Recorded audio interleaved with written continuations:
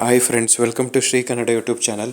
ನಿನ್ನ ಜೊತೆ ನನ್ನ ಕತೆ ಸೀರಿಯಲ್ ಇವತ್ತಿನ ಸಂಚಿಕೆಯಲ್ಲಿ ಏನಾಗ್ತಿದೆ ಅಂತ ನೋಡೋಣ ಬನ್ನಿ. ನೀವೇನಾದರೂ ನಮ್ಮ ಚಾನಲ್ನ ಫಸ್ಟ್ ಟೈಮ್ ನೋಡ್ತಾ ಇದ್ದರೆ ದಯವಿಟ್ಟು ಸಬ್ಸ್ಕ್ರೈಬ್ ಮಾಡ್ಕೊಳ್ಳಿ.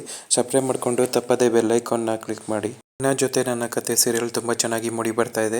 ಭೂಮಿ ಪಾಪ ಕಷ್ಟಪಟ್ಟು ಓಡ್ತಾನೆ ಇರ್ತಾಳೆ. ಅದನ್ನ ನೋಡಿ ಅಲ್ಲಿರೋ ಸಹನಂಗೆ ಮತ್ತು ಅಜಿತ್ ಅನ್ನೋನಿಗೆ ಎಲ್ಲರಿಗೂ ಬೇಜಾರಾಗ್ತಾ ಇರುತ್ತೆ. ಆದರೆ ಮೇಡಮ್ಮು ಇನ್ನೂ ಫಾಸ್ಟ್ ಅಂತ ಇರ್ತಾರೆ. ಪಾಪ ಅವಳು ಫಾಸ್ಟಾಗಿ ಓಡ್ತಾ ಇರ್ತಾಳೆ. ಈಗ ಸ್ಟಾಪ್ ಮಾಡು ಅಂತ ಹೇಳ್ತಾರೆ. ಆವಾಗ ಅವಳು ಹತ್ರಕ್ಕೆ ಬರ್ತಾಳೆ. ಸಾರಿ ಮೇಡಮ್ ಅಂತ ಕೇಳ್ತಾ ಇರ್ತಾಳೆ. ನಮಗೆ ಪೊಲೀಸವ್ರಿಗೆ ಇರಬೇಕಾರೋ ಮೊದಲನೇ ಗುಣ ಬಂದು ಡಿಸಿಪ್ಲಿನ್. ನಾನು ಅಷ್ಟು ಸ್ಟ್ರಿಕ್ಟಾಗಿ ಹೇಳ್ತಾ ಇದ್ದೀನಿ, ನೀನು ಲೇಟಾಗಿ ಬಂದಿದ್ದಲ್ದೇ ನಗ್ತಾ ಇದೆಯಾ? ನಿನಗೇನು ಒಂಚೂರು ಕಾಮನ್ ಸೆನ್ಸ್ ಇಲ್ವಾ? ನೀನು ಇನ್ನೊಂದು ಸತಿ ಏನಾದ್ರು ಮತ್ತೆ ಮಿಸ್ಟೇಕ್ ಮಾಡಿದ್ರೆ ನಾನು ಮಾತ್ರ ಸುಮ್ಮನೆ ಇರೋದಿಲ್ಲ, ಹೋಗು ಅಲ್ಲಿ ನಿಂತ್ಕೊ ಅಂತ ಹೇಳ್ತಾರೆ. ಆವಾಗ ಅವಳು ಹೋಗಿ ಅವ್ರ ಫ್ರೆಂಡ್ಸ್ ಜೊತೆ ಅವಳು ನಿಂತ್ಕೊತಾಳೆ. ಈಗ ಇದರಿಂದ ಒಳ್ಳೆ ಪಾಠ ಕಲೀರಿ. Discipline very important. ನಾನು ಡಿಸಿಪ್ಲಿನ್ ವಿಷಯದಲ್ಲಿ ತುಂಬ ಸ್ಟ್ರಿಕ್ಟು. ಎಲ್ರಿಗೂ ವಾರ್ನ್ ಮಾಡ್ತಾರೆ. ಅಜಿತ್ ನೋಡಿದ್ರೆ ಇನ್ನೂ ಮಲ್ಕೊಂಡಿರ್ತಾನೆ. ಅದಕ್ಕೆ ಏನಿದು ನನ್ನ ಮಗ ಇನ್ನೂ ಎದ್ದು ಬರಲಿಲ್ವಲ್ಲ?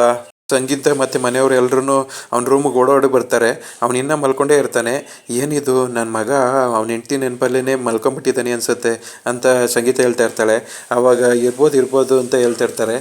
ಅವ್ನ ಮೈ ಮುಟ್ಟು ನೋಡ್ತಾ ಇರ್ತಾಳೆ. ಜ್ವರ ಬಂದಿದ್ಯಾ ಅಂತ. ಇಲ್ಲ ರೀ, ಜ್ವರನೂ ಬಂದಿಲ್ಲ ಇವನಿಗೆ, ಆದರೂ ಯಾಕೆ ಇಷ್ಟೊತ್ತು ಮಲ್ಕೊಂಡಿದ್ದಾನೋ ಗೊತ್ತಾಗ್ತಾ ಇಲ್ವಲ್ಲ ಅಂತ ಎಲ್ಲ ಯೋಚನೆ ಮಾಡ್ತಾ ಇರ್ತಾರೆ. ಅವಾಗ ಅವ್ರ ಮನೆಯವ್ರನ್ನ ನೋಡ್ಬಿಟ್ಟು ಅವ್ನಿಗೆ ಶಾಕ್ ಆಗಿಬಿಡುತ್ತೆ. ಪಟ್ಟಂತ ಎದ್ದು ಕೂತ್ಕೊಂಡ್ಬಿಡ್ತಾನೆ.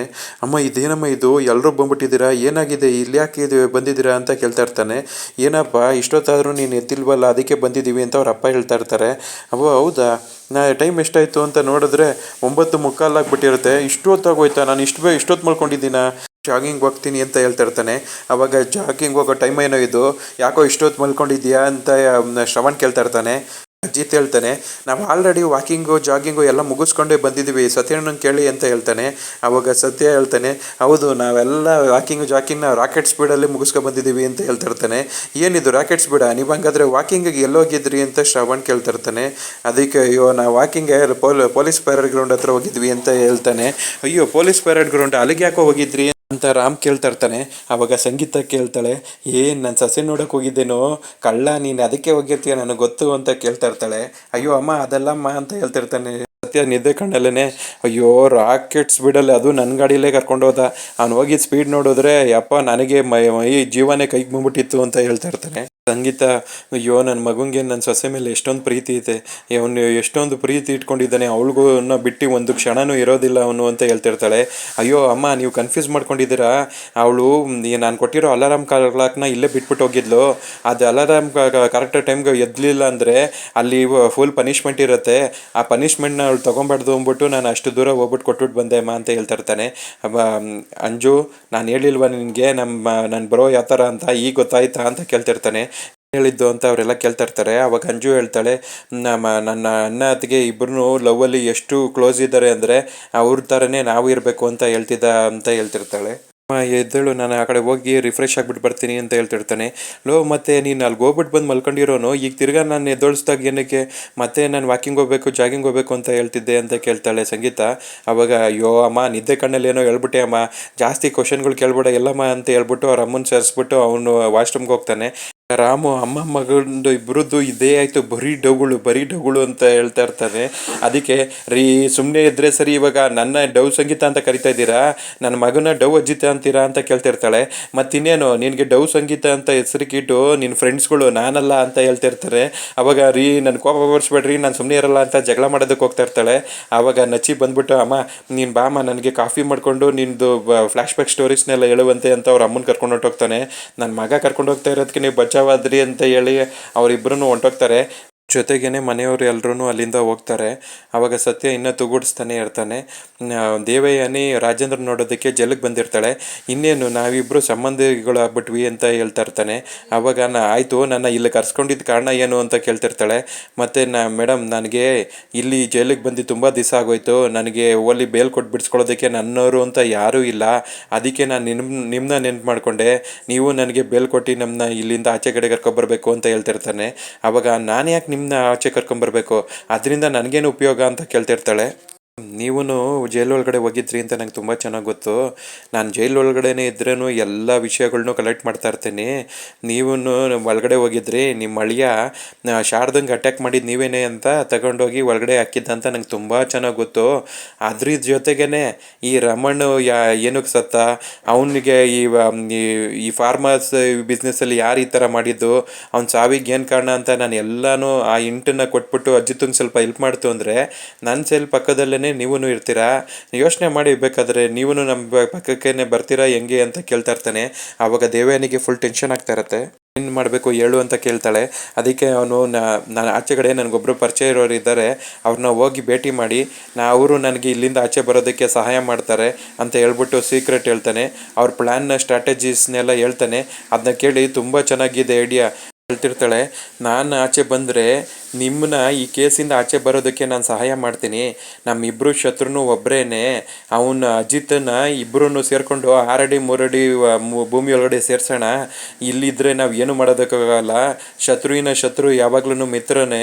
ನನ್ನ ಇಲ್ಲಿಂದ ಆಚೆ ಬರೋದಕ್ಕೆ ನೀವು ಹೆಲ್ಪ್ ಮಾಡಿ, ನಾನು ಮಿಕ್ಕಿದ್ದನ್ನು ನಾನು ನೋಡ್ಕೊತೀನಿ.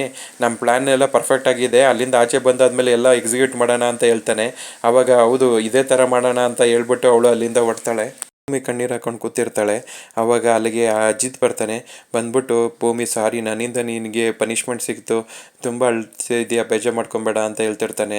ನಾನು ಪನಿಷ್ಮೆಂಟ್ ಆಯ್ತಲ್ಲ ಅಂತೆಲ್ಲ ಅಳ್ತಾ ಇರೋದು, ನನಗೆ ಬೇಜಾರಾಗ್ತಾ ಇರೋದು ನಮ್ಮ ಮನೆಯವ್ರ ನೆನಪಾಯಿತು ಅದಕ್ಕೇನೆ ಅಂತ ಹೇಳ್ತಿರ್ತಾಳೆ. ಯಾಕೆ ಅಂತ ಕೇಳ್ತಾನೆ. ನಮ್ಮ ಮನೇಲಿ ನನಗೇನಾದ್ರು ದುಃಖ ಆಯಿತು ಅಂದರೆ ಎಲ್ಲರೂ ಸೇರಿಕೊಂಡು ನನ್ನ ದುಃಖನೆಲ್ಲ ಮರೆಸಿ ನನ್ನ ಆ ದುಃಖದಿಂದ ಆಚೆಗೆ ತಗೊಬರೋದಕ್ಕೆ ಎಷ್ಟೆಲ್ಲ ಪ್ರಯತ್ನ ಪಡ್ತಾಯಿದ್ರು. ಆದರೆ ಇಲ್ಲಿ ನನ್ನ ದುಃಖದಿಂದ ಆಚೆಗೆ ತೊಗೊಂಬರೋಕ್ಕೆ ಯಾರೂ ಇಲ್ಲ. ನಾನು ಒಂಟಿ ಆಗ್ಬಿಟ್ಟೆ ಅಂತ ಅನ್ನಿಸ್ತಿದೆ ಅಂತ ಹೇಳ್ತಿರ್ತಾಳೆ. ಆವಾಗ ನೀನು ತಲೆ ಕಟ್ಸ್ಕೊಬೇಡ, ನಿನಗೆ ನಾನಿದ್ದೀನಿ ಫ್ರೆಂಡಾಗಿ, ನಾನು ನಿನಗೆ ಸಹಾಯ ಮಾಡ್ತೀನಿ ಅಂತ ಹೇಳ್ತಿರ್ತಾರೆ.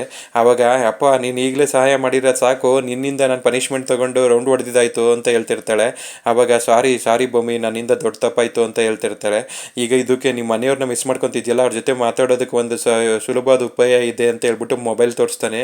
ಅಯ್ಯೋ ಮೊಬೈಲೆಲ್ಲ ಅಲೋ ಇಲ್ಲ ಅಲ್ವಾ, ಹೆಂಗೆ ಬಂತು ಮೊಬೈಲು ಅಂತ ಕೇಳ್ತಿರ್ತಾಳೆ. ನಾನು ಅದು ಟ್ರೈನಿಂಗ್ ಸೆಂಟ್ರಲ್ಲಿ ಇರೋ ಪೊಲೀಸ್ ಅವ್ರನ್ನ ಸ್ವಲ್ಪ ಅಡ್ಜಸ್ಟ್ ಮಾಡ್ಕೊಂಬಿಟ್ಟು ಹೆಂಗೋ ಮೊಬೈಲ್ ಇಸ್ಕೊಂಡಿದ್ದೀನಿ, ತಗೋ ನೀನು ನಿಮ್ಮ ಮನೆಯವ್ರ ಜೊತೆ ಸ್ವಲ್ಪ ಹೊತ್ತು ಮಾತಾಡು ಅಂತ ಹೇಳ್ಬಿಟ್ಟು ಮೊಬೈಲ್ ಕೊಡ್ತಾನೆ.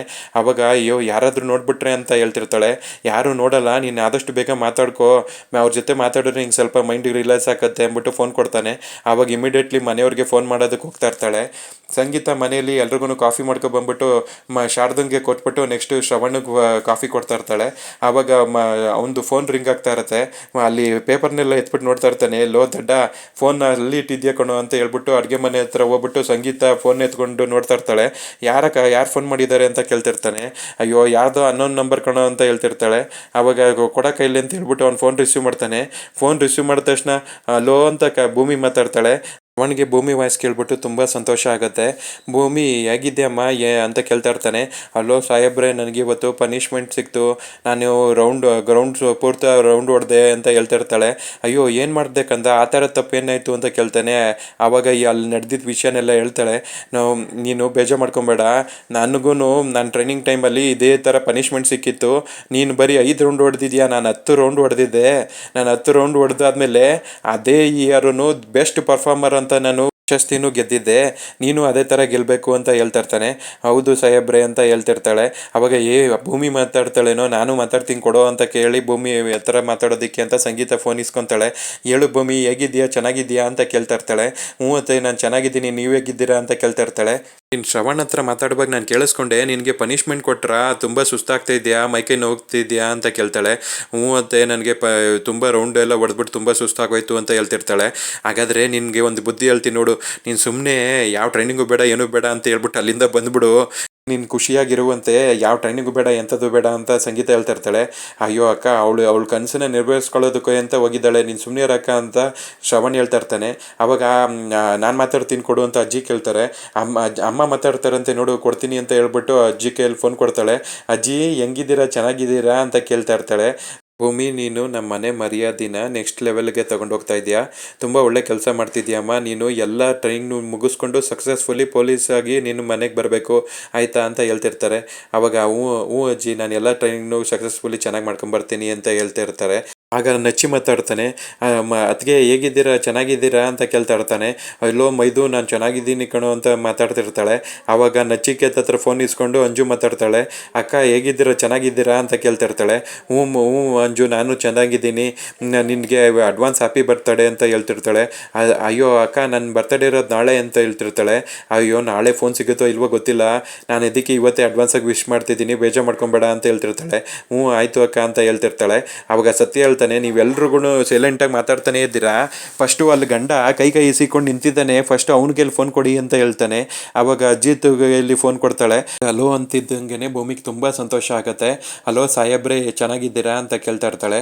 ಇಬ್ಬರೇ ನೀವು ಇಲ್ಲಿಗೆ ಬಂದಿದ್ದಾಗ ನಾನು ಓಡೋಡಿ ಬಂದೆ ಮಾತಾಡ್ಸೋಣ ಅಂತ, ಅಷ್ಟರಲ್ಲಿ ನೀವು ಗಾಡಿ ಮೂವ್ ಆಗಿಬಿಟ್ರಿ ಅಂತ ಹೇಳ್ತಾಳೆ.